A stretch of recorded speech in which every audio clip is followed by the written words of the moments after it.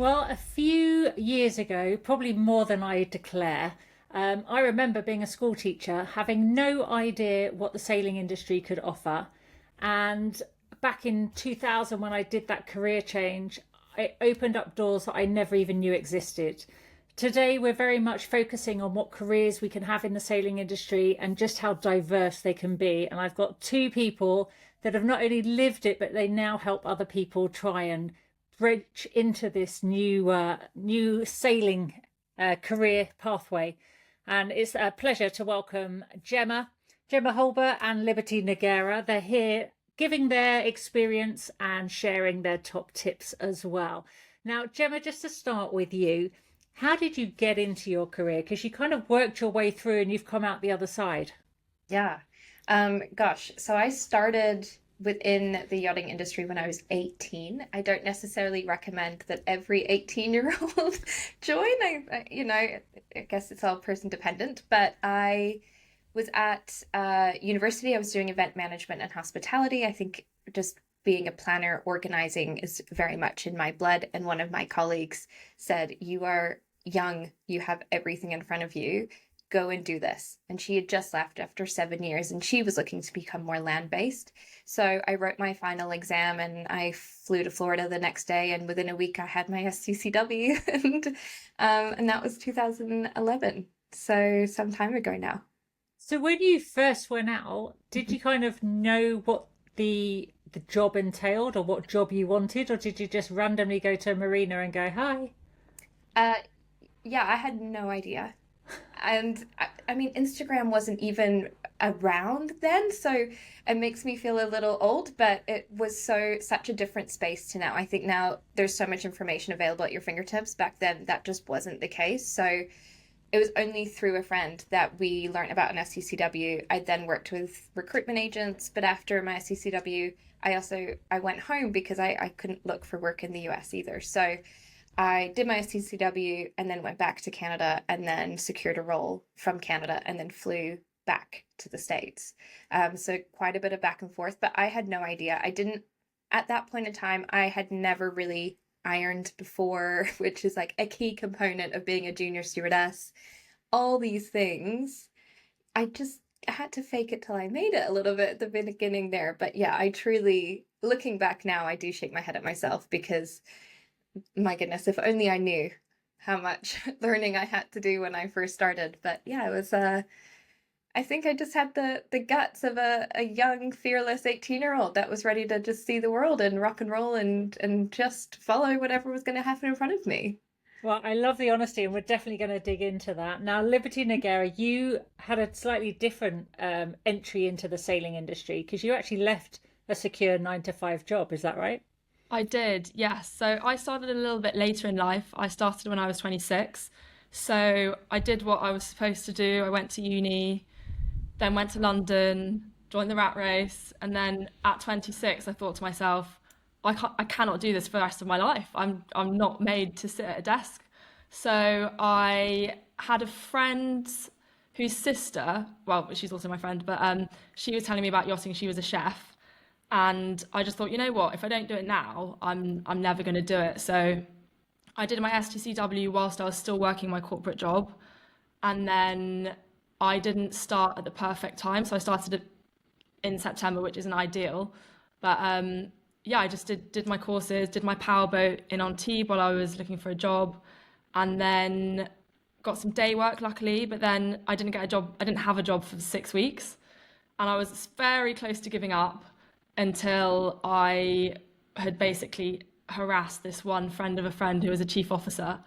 And I used to work in recruitment, so I kind of, when people say no to me, it kind of doesn't really faze me. I'm like, what can I get out of this instead of, being sad or upset? So I'd message him every Friday and be like, hey, so I've had these interviews, haven't had any luck. And then finally, he had a friend who had an opening for a temp deck position for 4 months, and that was my first kind of proper job that I landed. But yeah, it wasn't easy, but we got there in the end. That's really impressive. The fact, and I love the fact that you're in recruitment, so you actually know what all the brush offs are like because you've been there, the other Yeah, side. yeah, it wasn't. I mean, I think working in recruitment is actually a really good skill to have just generally, or sales. I also worked in business to business sales, so it's such a good skill to have generally in life because it helps you overcome obstacles and get around them. So no, that was really helpful. It's actually helpful in what I'm doing now on the land-based side of stuff as well. Yeah, so actually, both of you have kind of gone through the industry and are now come out and you're actually helping others. So, Gemma, tell me what you actually do in your day to day now, just so that we know where you've got to. Yeah, sure. So I left the industry about 5 years ago now. And I now have two businesses that I run and oversee. So one is a recruitment company. So as what Liberty was saying, I too am very much learning that no doesn't exist anymore. It's fine. So I have a recruitment company where we place crew in all departments and also in private estates, with it just being the same clientele. We've branched out to that. And then the other side, which is definitely more my passion project. We are an accredited training school for interior stewardesses. So any level of experience from those looking to get started all the way to more senior management, chief stew roles. We do training for all of that. Typically, all of our courses are accredited through IAMI and through Guest. And that's what we do on the training and recruitment side. And it's funny because you mentioned social media and the way you can actually see, and Liberty, you've taken that to another step. You're helping people get in the industry, but actually you're influencing as well. Yeah, so if I'm honest, it kind of happened not by accident, but it wasn't my goal in my yachting career, if I'm honest. It kind of developed. So yachting took me to some incredible places. My final year of yachting, we pretty much circumnavigated and did Asia in the summer, Antarctica in the winter, which was insane. Never thought I'd go to Antarctica. It was incredible. But as I was going to all these amazing places, I just thought, I'm going to start documenting it because at that time, Below Deck, the TV show, wasn't really a thing. So people didn't know about this world of yachting and people that work on super yachts. So I was documenting on Instagram and TikTok, and I used to get a lot of messages that would ask me, how can I get into this? Can you tell me more about it? And I'm always be happy to help people. And then I was chatting to my husband about it, and he just said, look, why don't you help people, but also take it to the next level and see if you can make it into a company. So I left yachting last year. So I've been creating On Deck in the meantime, and we're not fully launched yet. We're almost there. I've made some free content, which is essentially like a super yacht reality check that hopefully will be launched by the time this goes out. But yeah, it's essentially helping aspiring deckhands get on deck. And I think a big problem that I'm sure Gemma can also discuss this in a bit more detail. I think because the industry is growing so fast, the amount of crew is also growing very quickly. So I think people just rush to get a job, whereas a lot of it is actually teaching aspiring crew what a good boat looks like, what doesn't look like, because if they just jump on the first boat, then it's not going to last. So I'm loving the fact you said that because I've heard some horror stories as well, which I'm going to dig into because I'm sure you've heard or seen yourself. But I love the fact that you mentioned Below Deck. I think that's a lot of people's guilty pleasure. I've got to ask both of you now, does it actually help or hinder the industry? Give me your reactions. Oh, it's so polarizing, isn't it? It's so challenging. I think I watch it and my chief stew soul dies inside a little bit when I see some of the things that happen, but equally there's been a few quite intense scenarios on board that has actually, I think, brought a light to some of the issues within the industry, and it's put it on more of a public platform so you can't hide from it. So I think in that instance it's good. I think people do have to remember it is built for entertainment, right? So when you are vetting these crew members from a recruitment point of view, when you are looking at what personality types are going to work really well for conducive work environment, what kind of leadership styles do these crew members need to thrive, that is like thrown out the window and like burnt in the trash, and I think people need to remember that they're going to purposely put polarizing personality types, which is the polar opposite of what captains and management companies and HRDs are trying to do, because they want harmony. But that harmony is not good TV. So I don't know. Yeah, I mean, for the entertainment, there's been a few times where I've seen like crew be late and the chiefs do handle it, and I was like, oh, that was actually really graceful. I probably would have been a bit more in like black and white of that's not acceptable. So there's been a few times, I guess, where I've learned little snippets, but oh, it's not my fave. Not my What fave. about you, Liberty? Can you relate to it, or do you like hang your head in shame? I agree with everything that Gemma said. I think that it's been very helpful when you tell someone what you do as a job, that they actually, because before they'd go, oh, so you work on a cruise ship? And it's like, no, I don't work on a cruise ship. A little bit smaller, a little bit glamorous, but so that's helpful in that respect. But yeah, they just add a little sprinkle of magic to make it good TV. So it is over dramatized, and it's actually not a very realistic idea of what a charter looks like, because the guests coming on, they're only on for 2, 3, 4 days, and they have a heavily discounted rate. So the caliber of guests that you're getting is nowhere near the caliber of guests that you're working for on charter or for a private.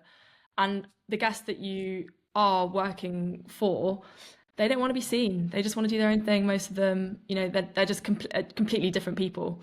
So that's also a big difference, I think.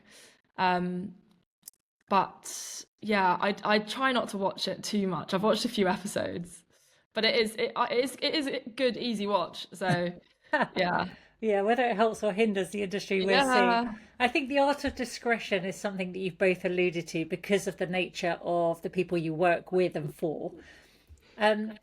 What's an average day like? Because I think, as you say, people get caught up in the glamorous world of you're in the sunshine, it's beautiful, you're on a boat, you've got all these toys to play with.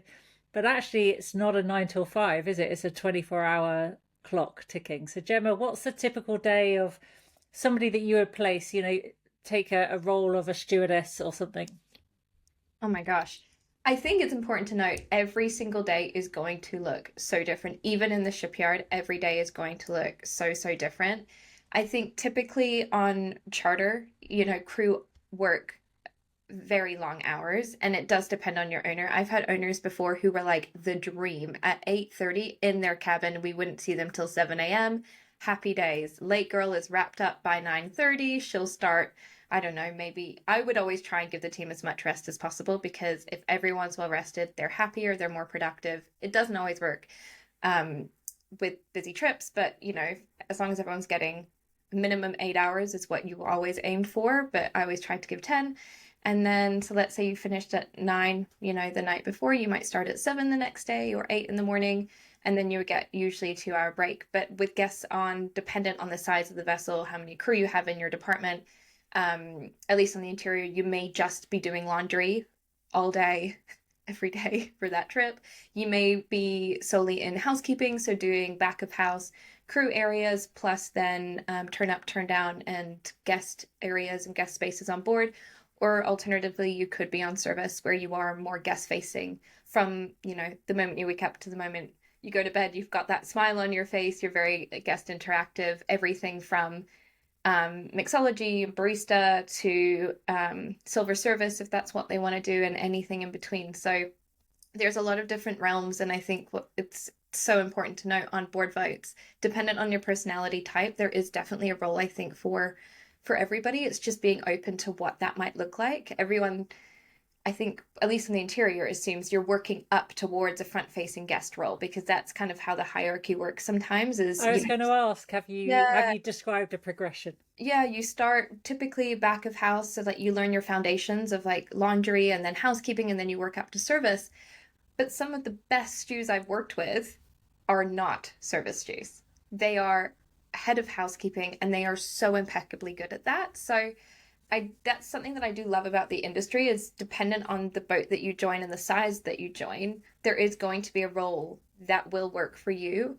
But yeah, it's every day is different. Off charter, you could luck out and just do, an 8 till 5. I had one boat, the boss didn't come in the winter. So we worked 8 till 4 from November 15th usually until April 1st. And that was awesome. Oh, Or it's is it boring? Is that demoralizing because you're not doing anything and going anywhere?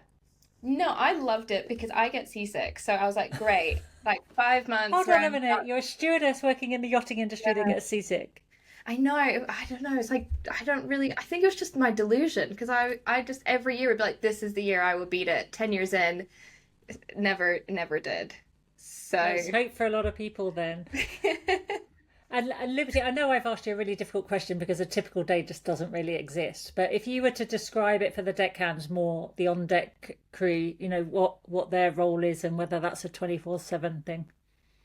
Sure. So you don't have, I'd say, as many different aspects of the deck department like you do in interior, because I mean, it depends what size of yacht that you work on. So my previous vessel was 55 meters, which I think is a really good size because you actually have exposure to lots of different aspects of the job.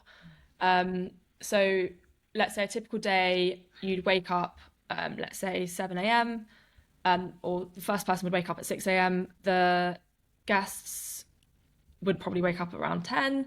But anyway, so you've got 4 hours to get the boat ready. So you're wiping down all the decks, Ah, making this is the sure, chamois technician role, right? yeah, got to have your chamois wiping on point. But yeah, so you're just essentially making sure that everything that's been handed over from the night person has been done, double checking that around the tables are clean for when the guests come up. Our guests would normally have breakfast on bridge deck aft, so that would be the first deck that you wanted to have look amazing, and then you just work your way through the decks, get the tender ready, and then normally we'd be told about any guest activities. So you might have to then jump in the tender and go with another deckhand to drop the guest off ashore. If you were staying on the boat, you'd be getting up maybe some of the water toys ready, making sure that's set up, and operations, so like crane operations, launching the jet skis off of the bow.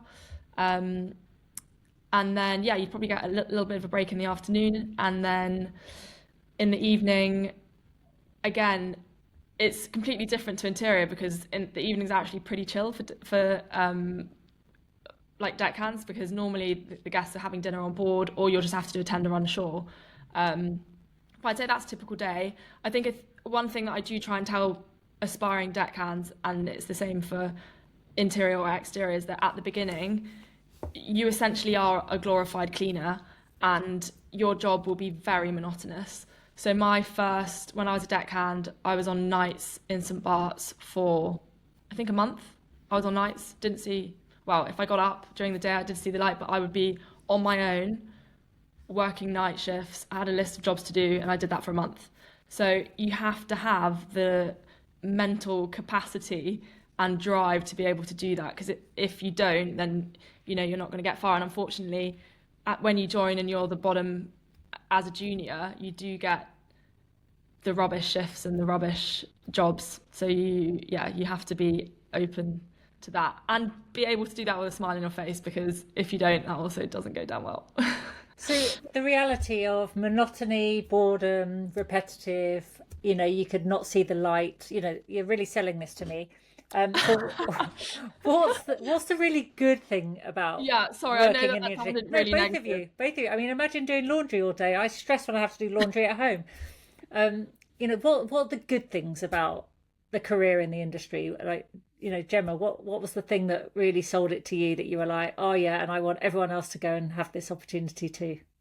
I think for me, I very much everything I do, my like one of my core values is like acts of service. So if you are someone who thrives in an environment of service, this is like an amazing career, I think, because you are consistently looking at ways that you can elevate your offering to others. And for me, I get such a rush from that. I love that. I love being able to consistently push the bar and really look at, okay, well, what have we done before? How can we make that 3 times better every single time these guests come on board?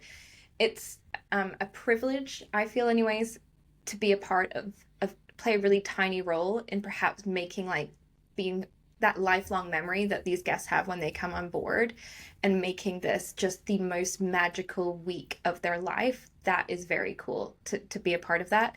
And I know it may sound cliche, but for me, the sisterhood of it within my interior team are some of my best friends from the past gosh, it's been 15 years now within the industry. And that's not something that you can replace. As an adult, it's a weird stat, but you have to spend, I think it's 40 to 60 hours with someone as an adult to really build the foundations of a friendship. But on board, you get that within like the first few days that they're on board, because you live together, you work together, so you build these relationships really quickly. So when you are doing these boring tasks, such as laundry, you've got this team around you that are so encouraging. We've all been there, and you have to just make it fun and be mentally resilient, I think, as well. With laundry, look at it as, I'm going to time myself. How quick can I get XYZ done? I'm going to play some nice music in the background, and I'm just going to get my steps in, and it's going to be awesome. Or with housekeeping, how can we whip this cabin around as quick as possible, and then we can go down and have a tea break? It is about a mindset, for sure. If you go into it of, I'm better than this work, or, I'm bored, then it's not probably a career for you. I think there And are I'm sure it shows. massively, and it affects your whole team, because you are living together, you're working together, you're literally breathing the same air.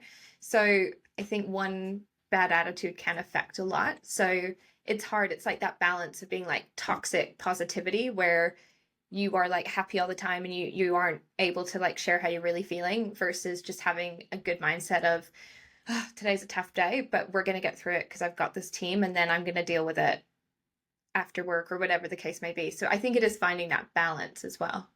Sorry. And no, I think that's really powerful and so positive as well. Liberty, what's your kind of big sellout? That's your, like, this is what makes it all worth it. A month on nights in St. Bart's. I mean, not seeing daylight. What sold it to you? What was the good thing? The good things definitely do outweigh the bad things, by the way. I realised I sounded very negative in those two things that I said. Honest, I'd call it. Yeah. But no, I'd say I agree with Gemma completely. It is 100% the people, because, I mean, I'd say on my previous vessel, I mean, I actually worked with my husband. I work with now one of my best friends, and we joined at the same time. So we were on that boat for 6 years together. And so that friendship, she was the chief stewardess and I was the bosun. So we kind of brought both of the teams together quite well, which is also very helpful. But yeah, I'd say the people, the travel is just, I mean, I know everyone says it, but it is like going to Antarctica. I'd never go there unless I was working on a super yacht. So it does give you a pathway to see and go to some incredible places. When you have the the luck that you're in a really cool place, even if you don't have a day off, you might have, let's say, an hour just to go and walk around a really cool port that you've never been to before, or go for a run somewhere that you've never explored before. Okay, maybe go to a beach bar with the crew, even better. But there's so much cool things that you can do that normal people in a 9 to 5 just don't have the chance to do. And I think actually when I was in yachting, I think I took it for granted a little bit. Now looking back on it, I think we had some incredible experiences and incredible places. And then the money. I know you shouldn't really talk about money, but No, it's everyone's going tax-free. to ask. It's a career in the industry. Can you Yeah. earn? Can you live on it? Yeah, it's a great way to save. And if you have set out goals, if people want to buy a house, or some people have to support their family, or you can do that very quickly and easily in yachting, because you have no overheads. You don't pay rent. You have a toiletry cupboard that's fully stocked. You don't have any toiletries. You don't pay for any groceries, or your meals are cooked by a chef. And yeah, you have absolutely nothing to worry about. So you can save very quickly. And I think to have that chance early in life to set you up for success, that's also a major reason why I left London. I just thought, there's no way that I'm going to be able to buy a house ever. I'm just about scraping by, to live, let alone save any money. So yeah, it's a great way to save. Yeah, I saw you nodding there, Gemma. I agree. And I think it's such a good reminder too, because I think because I've been out the industry for quite a few years now, you almost take for granted the travel side of it as well, because I'm just, Yeah.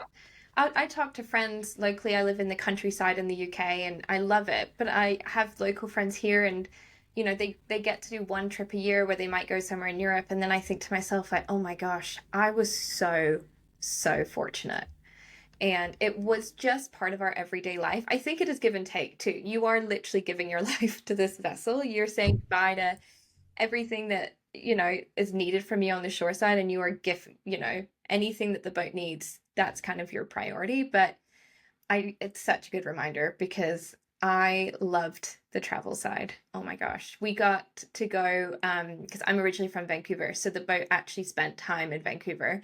And there is nothing like pulling into your home port on the vessel and you're there, and like my parents were on the dock, and it was just, that was so cool. And moments like that are very much, I think, lifelong memories for sure. And you mentioned like the two teams, and then you said there was an opportunity to bring the teams together. It feels like it's quite separate. How much is that about getting the right boat and the right leadership on the boat to have a cohesive group working together? Liberty, probably you mentioned it, and so like maybe you could answer. I think it's super important in order for teams to work effectively. Like Gemma said previously, you're working in very close quarters. So when everything's going well, great. But when there's a tiny bit of a hiccup or disagreement, like, you just don't have space for it. Like it has to be squashed pretty early on because you just don't have the time or the space to deal with it. So I think it is really important, especially, higher up, that you have a great connection and communication between the captain, the chief stewardess, the chief officer. Those three is, I would say, the most important, because then it has to filter down effectively. If it doesn't filter down effectively, then I don't think it's how you build a successful team. And I think in yachting, you don't really get it in a normal 9 to 5, but you can often have a few things that make it a bit more tricky, like egos, or people that really think that hierarchy is super important, and it is to a certain extent. But I just think that another thing to look for when you're looking to join a boat is the people, the crew. How long have they been there? Maybe you should or shouldn't ask, but like, why did the previous person leave? Was it, how long were they here for? You want to get a real feel for the crew, because they're not just going to be your colleagues. They're going to be, okay, your boss, probably your best friend, your cabin buddy. There's so many different aspects of it that has to really come together for it to work. And when it does work, it's incredible. That's why I stayed on my last boat for 6 years. We had an amazing crew, and at times it didn't even feel like work. I'd be pinching myself thinking, this is ridiculous. I'm actually getting paid for this. I'm hanging out with my best friends. I'm going diving with the guests. Like, what's going on? Yeah. So, yeah. So the environment's really important. And is there like a male female divide? I mean, you're two very accomplished females in the industry with careers, but the stereotype perception of the yachting industry is the females serve the food and polish stuff with cotton buds, and the guys lift heavy ropes and talk on walkie-talkies. So, dispel the myth for me, please, or is that actually the reality? So to blow your mind, we all use walkie-talkies. We'll start there. Liberty, you probably have a much better perspective on this because I think you are quite a trailblazer in terms of being so public about being a female on deck and, yeah, sharing that online. Yeah, I think when I joined 6 years ago or 7 years ago, it wasn't a thing at all. You wouldn't see a female on deck. If you did, I'd literally grab the person next to me and be like, oh my goodness, there's a female deckhand over there, or there's a female engineer, or I didn't really see female captains. So from then to where we are now, I think there's been a massive shift in the right direction. And I've been very lucky in the experiences that I've had where I haven't been looked at as a female deckhand or a female bosun. I've just been a deckhand or a bosun, and I've been surrounded with people like captains and chief officers that have seen me not because of my sex, but because of who I am. But I know that's not the case on every boat. But I think it's definitely changing in the right direction. I think also, I mean, I don't know if you'll agree with this, but I think when you make it more of a thing, it is a thing. Like when okay, some boats might have to specifically look for a female deckhand because of cabin arrangements, but I think when you make it more of a divide, then it is a divide, you know? So I don't see it at all as female or male, only if the boat has a requirement specifically because of cabin arrangements. But girls girls can 100% do both. And there's so many more chief officers, so many more captains that I'm seeing that I just get so stoked about because yeah, girls rule. Well, it's really powerful of that old adage of if you can see it, you can be it. And you're right that actually visibly seeing somebody doing the role, Yeah, you realize 100%. it's suddenly possible. Yeah, for sure. On the And flip side of that, yeah, go ahead, Gemma. I just wanted to say, some of our best senior students at our academy are males. And Really. I think some of the best butlers that you will find globally are males as well. And they are starting to join the yachting industry, which is incredible because it's elevating the level of service that interior teams are providing. But I think equally it's a conversation on both sides where I think sometimes people are a bit like, oh, there's a guy on the interior. Well, why the heck not? Like, Yeah. they've got the talent, they've got the background. So I think it is also a conversation on both sides of not just kind of like deck and engineering, but also with the interior of keeping that door open for everybody, regardless of, yeah, their gender. So, Sam Ross, from beach instructor to Olympic medals, that's quite a transition and quite a career. Tell me how it first started. Were you always destined to go and work the waterfront, or did it come by inspiration, influence, or accident?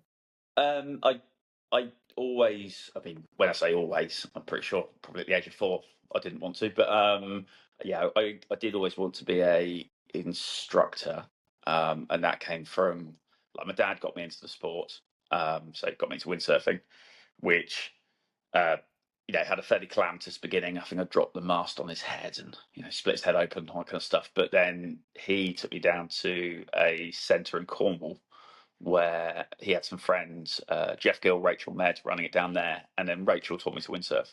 And she was like one of these really, I was probably 14, 15. I remember meeting her and being like, you're the most amazing person ever. I just want to be like you. So, and at the time, like, windsurfing was, I kind of liked it. It was all right. I was terrible, but to me, she was just this super inspirational person I want to be like. So, and I saw her as an instructor, so I kind of want to be an instructor before I really want to be a windsurfer, if that makes any sense. And then my ability and love for the sport then caught up with the wanting to be an instructor. So then I went off and did an instructor course at 18, and then thought I'd do a summer season in pool, and then I thought I'd do one more overseas, and then 10 years later I was still doing it. So yeah, just one more season, always one more season. But yeah, so I always wanted to be an instructor, and I really like the idea of doing overseas seasons, but it probably went on a little bit longer than planned. But I can understand that you're Yeah. in the sunshine, you've got loads of people coming through. That that level of teaching grassroots or teaching people a sport that you're passionate about, what is the key ingredient that makes that work? Enthusiasm, I think. Like if you I think it's one of those things where um you like when you do an overseas season, it's really interesting because effectively you work 6 days on, 1 day off, and but it's everyone's first week apart from you. So you might do an 8-month season, but every customer you have, it's their first week. So I think it's that challenge of the chance of it feeling like Groundhog Day are quite high because you might be teaching the same thing all day every day for the whole season. So if you're enthusiastic about it, it's great. It's really good. If you're not, it becomes pretty trying. So I think just being excited about people getting better, and we still have pretty range. We had people that were total beginners all the way through that have been trying to learn to carve jibe for 20 plus years. So you did still have a pretty large range within that and different groups, that kind of stuff. But I think, yeah, I think from instructor training and everything I've ever done, I think enthusiasm for the sport and teaching can paper over a lot of cracks in delivery. So as long as you're enthusiastic, it'll probably be okay. we talk about instructing, we talk about training, and we talk about coaching. To you, I mean, many people, those words are interchangeable. Training, I accept, we're teaching other people how to deliver, but what is your fundamental difference between being an instructor and being a coach? Um, it's tricky because if I was running a instructor course now, this would be a topic we'd cover. Oh, don't give And all your secrets away. yeah, that's it. But generally, instruction is led by the instructor. So how the learning process is going to happen, what we're going to do, where the information is coming from, all that stuff is coming from the source of the person doing delivery.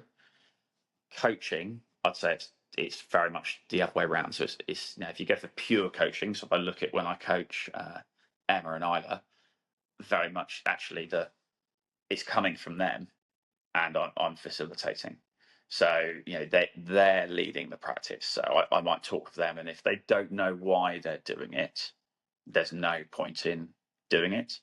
Whereas when you're an instructor, there's probably a moment when someone can just be told to do, and they don't yet need to understand why they're doing it, or they need to experience it, and then we're going to fill in the knowledge a little bit later.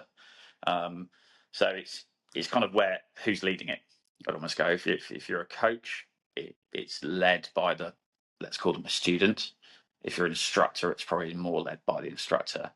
But then I think as an instructor, you very quickly go for here's a new thing that I'm going to show you because you've never seen it before, and you're going to have a go at it.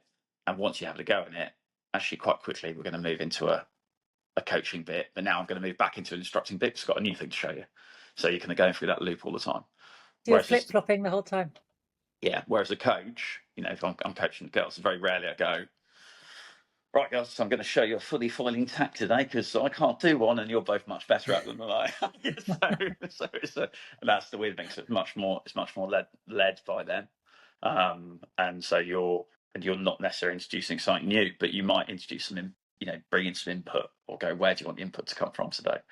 And then when you're doing instructor training, again, it's a bit of both. You introduce a new concept, but you pretty quickly switch to coach, because you're not trying to create people that are like you. You're trying to create the best version of them that can deliver the curriculum. So lots of open questions. Yeah, lots and lots of open questions. Yeah, I love an open question. And I think, what you also need a certain level is people skills. I guess, that communication, all the soft skills, I'd say, like your hard skills are your actual ability to do the sport. But as you can say, I mean, I was a teacher and they always used to say, if you can't do, teach. So it never surprises me when a coach says, oh, I'm no good at this, but they can do it really well because you're looking at the big picture. But it's the softer skills, the personal skills, how you communicate, all that. What do you think is, as the main skills that people need if they want to go into life as a water sports instructor? I think all of it is relationships and empathy and understanding. And I think it comes back to adapting and flexing. But you're then dealing with, kids, then like early adults, then people that are CEOs of large companies, groups of people out on Hindus, the army coming out on a massive trip. Do you mean so and the delivery, the information you're delivering to all those people is the same, but how you deliver it and how you deal with those people is quite different. And I think the ability to mirror, to adapt, to flex a bit, rather than being, this is how I deliver it and this is how I do it. So, and at the moment I coach two women. So I coach Emma Wilson and Isla Watson, and they're different people, and it's like they're both incredibly driven, high performance people that are outstanding in their field, but they're really different. So you're trying to find a way of, giving each of them what you think they need, and form a relationship with both of them. So I think being able to form relationships with people, but being able to flex yourself in terms of your delivery style or how you do things to make that work, is really important. So if you could survive a dinner conversation with anyone, you're probably in the right place. That's a really good Yeah. kind of litmus test.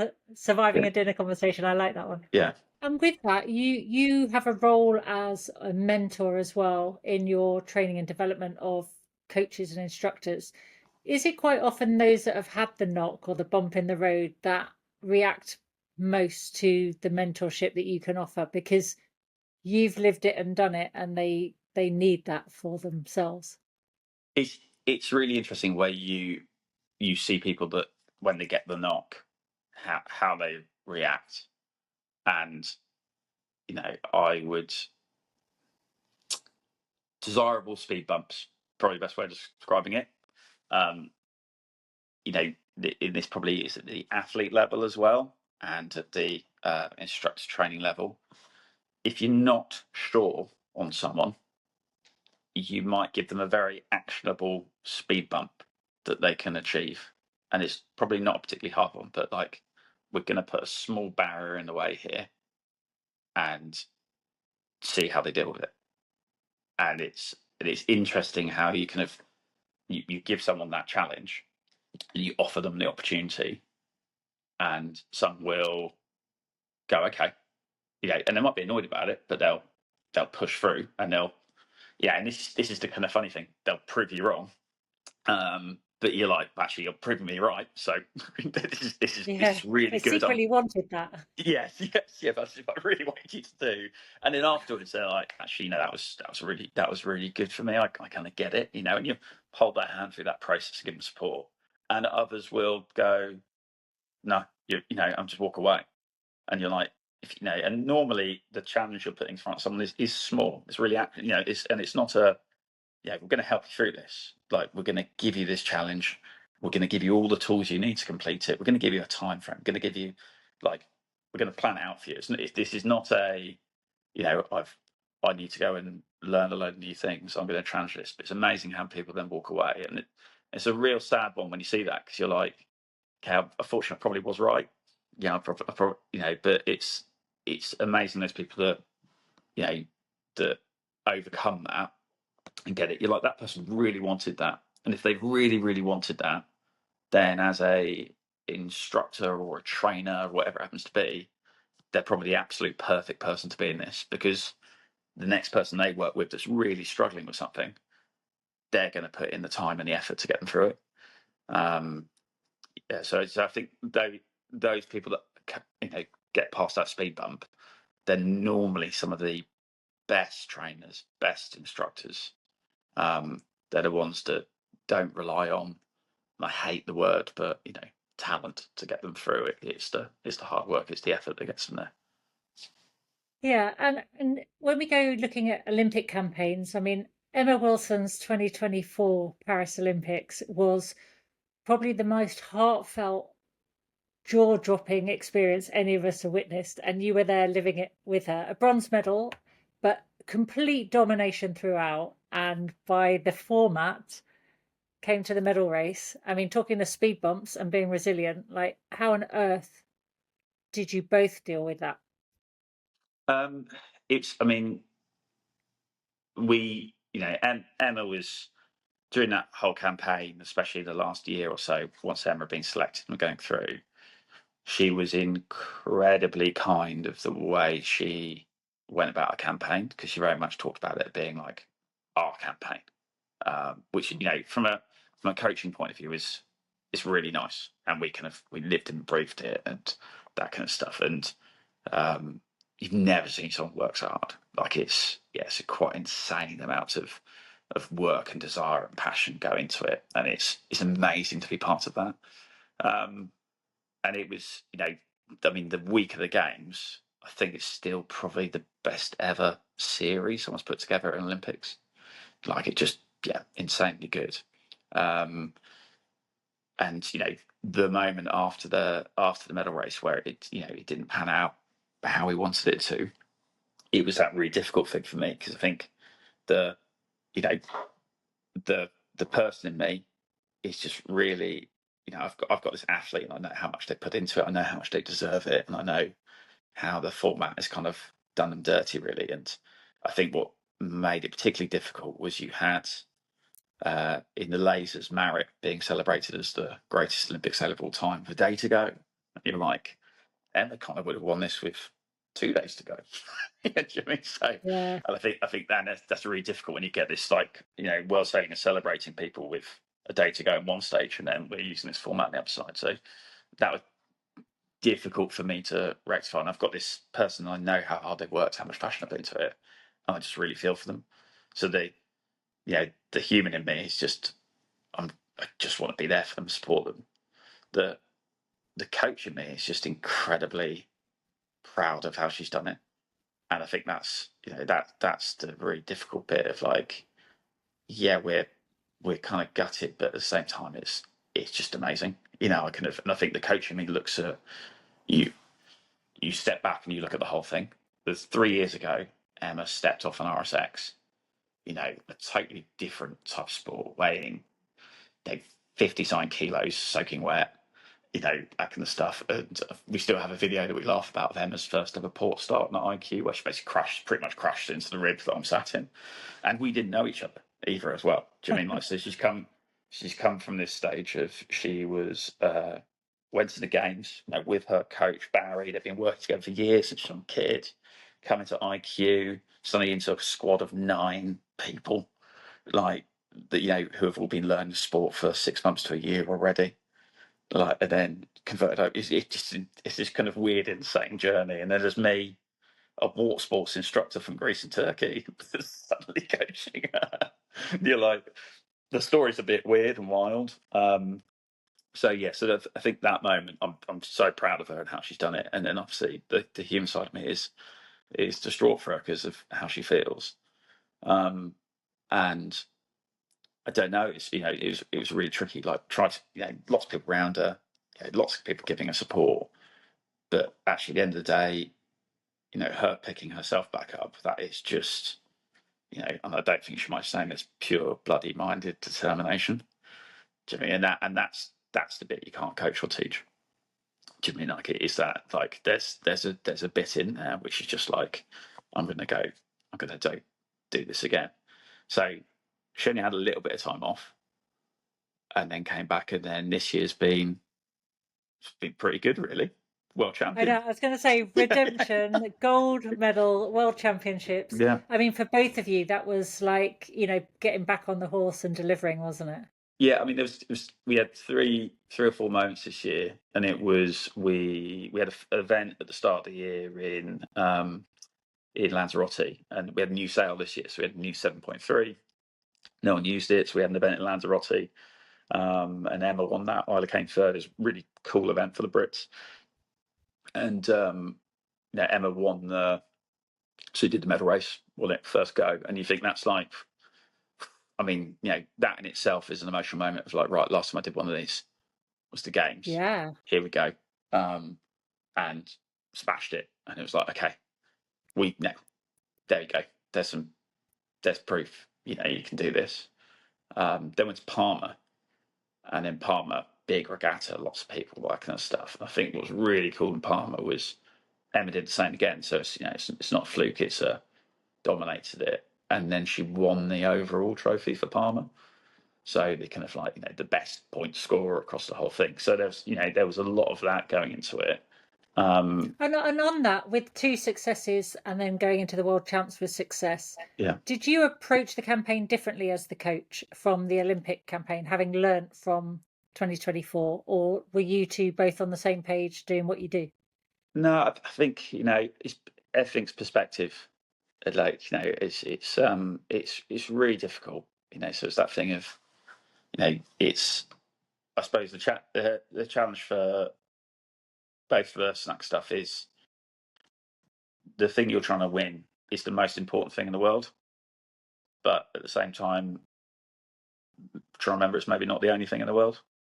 It's a real difficult balance. Do you mean, like, it's got to be the most important thing, but maybe it's not the only thing.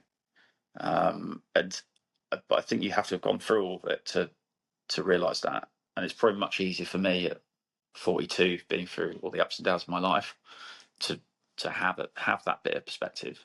And I think, Emma's still very young, but 2 Olympics in, and all this kind of stuff. And I think she, picking up all those bits and pieces and the ups and downs and that kind of stuff.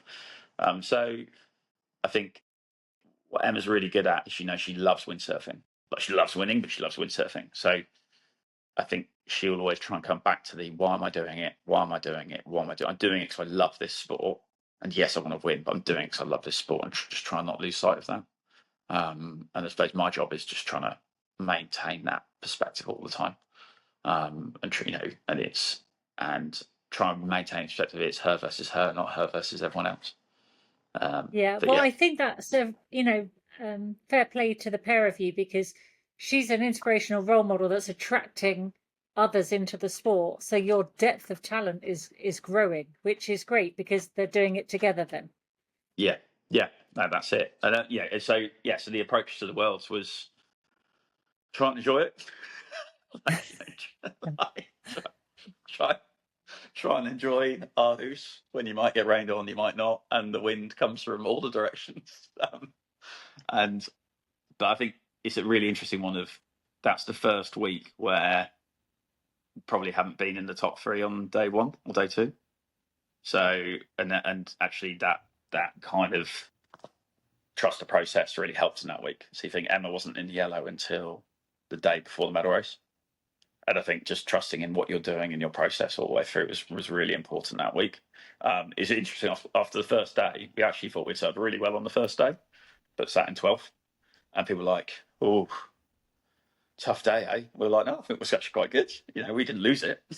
That we're here. We're only, we're not miles away, but it's a really interesting one, how the perception of everyone else of, like, if you're not banging out streams of bullets, they think it's all going wrong. Whereas you're like, actually, we did what we said we were going to do today. So that's great. So well done us. It's interesting because from the outside perspective, it's all results for us. We look and go, oh, they're not on top.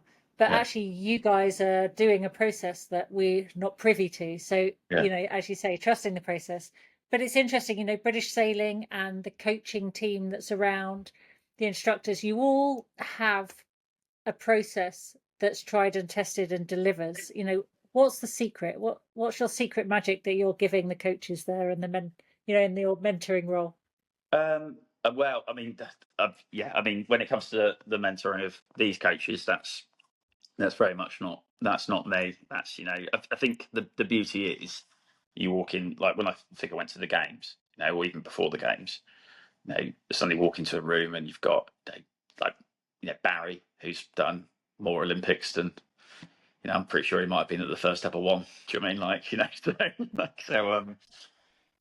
You've got someone like Barry who's been there, done all of it, had great success, had difficult times, all that kind of stuff. But then you also walk into a room and it's like, all right, there's Ian Percy sat there, and there's you've got everyone from like Ben Rhodes, Steve Morrison, talking to people like Penny Clark.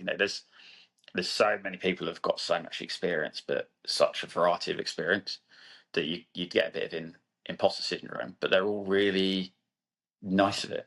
Do you know what I mean? It's like a Chris Cowes or a Mark Russell, all those people will just come and chat to you about things. So you've got people experienced in their first games, but you've got people that have been to loads, and they're all really, really free with their advice, but they're also not trying to shove it down your throat. Like, people are supportive, and I think the best bit about the British Sailing team is that it is a team, and whether that's the physios, the physiologist, S&C, head of sports science, the technical team, like, they are a team. And when it gets towards games time, it kind of doesn't really matter what your job is. It's like you're a team. So I'm pretty sure everyone at some point in that period is operating way outside of their job description, because they're just trying to get the thing over the line, and they're, as a coach, you're just really well supported. And then outside that time, it's still a team. And I think it's that beauty of so Emma and I, we obviously spend the most amount of time together, but there's other people that are interacting with that group all the time, individually or as a whole and as a group. So I think being able to draw on that wider support, that's probably the key bit. And I think that's probably where because everyone's not just brought in to do a few days, where people are kind of in the role for a little bit longer. There's people you can speak to quite a lot, which is nice. Yeah, and So that's there's lots to learn important, to go isn't on. it? Yeah, it is. Yeah, no, it's really really important.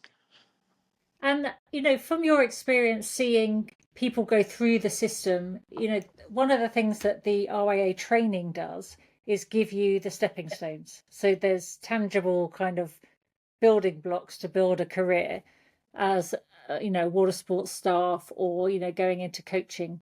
How important is that, and how relevant do you think it is today? Can you just go out because you're good? As a coach or as a sailor or Well, anything, any of it really. I think, people get, oh, it's all just bureaucracy, but actually, they are the building blocks. Or do you just think, raw talent can do it and you don't need to worry? I think the system we have is world class. It does. We're still, good games or bad games, we're still getting medals. Do you mean we're still getting medals? And and if we're not getting medals, we're very close to medals. So we're, it's doing the right things. I think the challenge I have is almost and I think we're getting much better at this as a country, but linear progression, I think, is sometimes the challenge.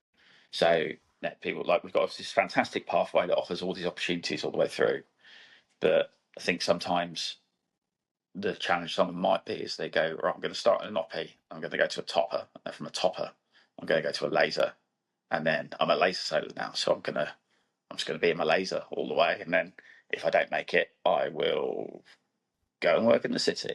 Do you mean, or whatever it happens to be?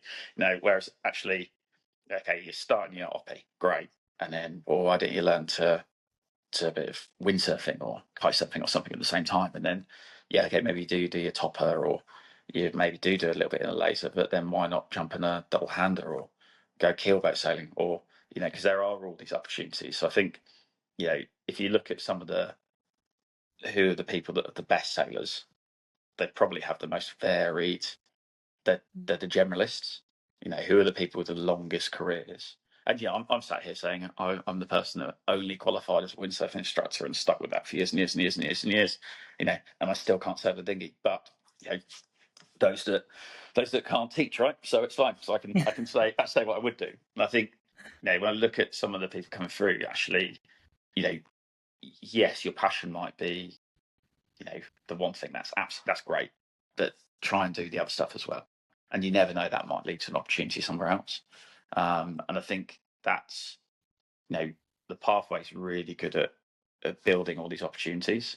And I think in this conversation we had with parents and stuff in the past and different people is, okay, let's say I've come to the end of where I'm going to get to in the pathway with windsurfing. And they're like, well, what's next? You're like, well, what's next is, you could, if you want to just stay windsurfing, you become a windsurfing instructor. Or you could go and do this type of competitive windsurfing. Or you could go to just windsurfing for fun, because that's all I ever did all my life. And by the way, it's pretty awesome. It's just this great thing. Or actually, if you did want to keep competing, have you tried winging? Have you had a go at kite surfing? Have you jumped in a boat? There's all these opportunities. So it's not this, effing shouldn't be a precipice. It should be, you've got to this stage. Now, these are all the different roads that are open to you. And I know, so Ollie Woodcock's now the youth racing manager. He's really good at trying to signpost all those different things. But I think sometimes we come in with the mindset of, I start on this thing, so that's the linear progression. Whereas, no, we all know in any career, progression is not linear. Like, it's ups and it's downs, and it's very Jeremy Beremy. So I think, trying to see that in sailing of, like, what are the different opportunities, or where does someone start? I'm pretty sure, in offshore sailing, you don't start offshore sailing in an offshore boat. You'd probably start in a Don't dinghy start going somewhere. around the world first thing. No, that's it, isn't it? You're like, today I am going to go from Southampton to that. I'm just slowly going to build up my miles as I go. Do you mean that's not the route into it? And I think sometimes in Olympic sailing, we probably should have the same attitude. We should go. Look at John Gibson. It's a great example. How many different classes did he sail? until Yeah. he, medalled in his NACRA with Anna. It's amazing. All those different classes and all that kind of stuff. Or you look at, the kite team. Like they all came from sailing and kiting and that kind of stuff into kiting. And Ellie obviously had incredible success, but the other girls did incredibly well. But now two of them are back in the 49 in an FX. It's epic. It's still all the same things. And you can move in those different parts and stuff. Well, Sam, I just want to say thank you for your time. It's enlightening, and I'm sure you'll be there at the Olympics and your medal colour's going to change. Yeah, So good luck. thank you. Thanks, Steve.